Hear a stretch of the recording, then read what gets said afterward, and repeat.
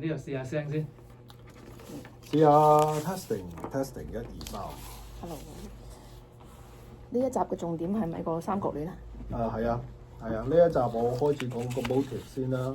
咁動機即係個時間，即係嗰個故事線嘅重要性啦。跟住我就講個前度啦，係咪？前度同埋佢之間嘅曖昧關係啦。咁然後最後咪我分析我個 theory 咯，係咪？呢一集嘅重點係咪個三角戀啊？係啊。但係佢呢個又唔係普通三角戀，普通三角戀只不過係2揀1啫嘛。但係佢呢個人哋未必揀佢，其實都。佢唔係你等一陣，我會問呢啲問題㗎啦。嗰個就變咗啲八卦八卦。如果下一次咧有個咁嘅手提電腦咁遮一遮咧就好啲。即係啲紙人物，你覺得？下一次如果再整個遮啲紙手提電腦啊，遮一遮啦。如果而家你攤住喺度咧，就都唔緊要嘅。啲人見到你有北嘅，似 lawyer 多啲係咯。證明你有做功課，唔係就係咯，唔係佢真係有做功課啊嘛。我寫10幾頁嘅大佬，係咯，佢真係有做功課。OK，可以啦，可以啦，係咪？係啦，兩邊有啲互動啊，咁樣喎。得，係得明白。1、2、3。嗱，繼續同大家分析陳立仁呢一個嫌疑殺妻案啦。咁我哋作為出庭律師咧，喺打每一個案件嘅時候咧，我哋都需要諗一個故事線喺度嘅噃。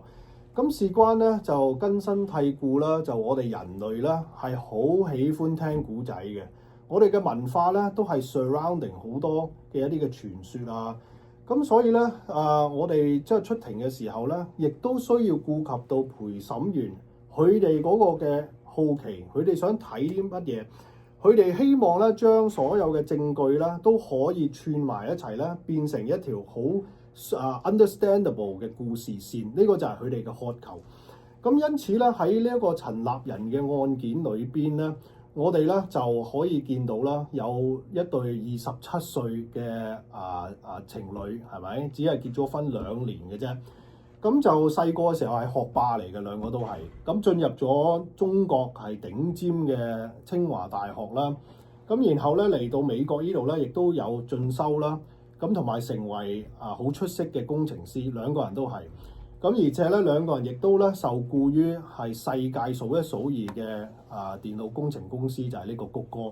咁呢個咁完美嘅故事啊，係咪？好似一個童話故事咁樣。點解會喺1晚之內咧，就係變咗一個噩夢咧？係咪？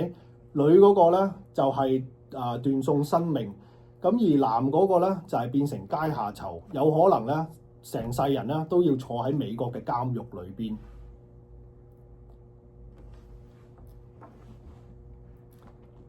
OK， 我進入個前女友噶咯，你有冇嘢要講啊？依家？我想講下呢一個三角關係並唔係一般嘅三角關係。但係等我講咗前女友先啦。Okay, you ready? Can I have the next exhibit? Which one is that? That's the one with the 3 people, the husband with the glasses and the